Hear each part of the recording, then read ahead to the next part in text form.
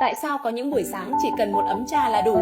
Đôi khi, chúng ta chẳng cần những cuộc trò chuyện ồn ào, không cần cà phê mạnh hay âm nhạc sôi động, mà chỉ cần một ấm trà nõn tôm hảo hạng được pha đúng nước, đúng nhiệt và đúng thời điểm.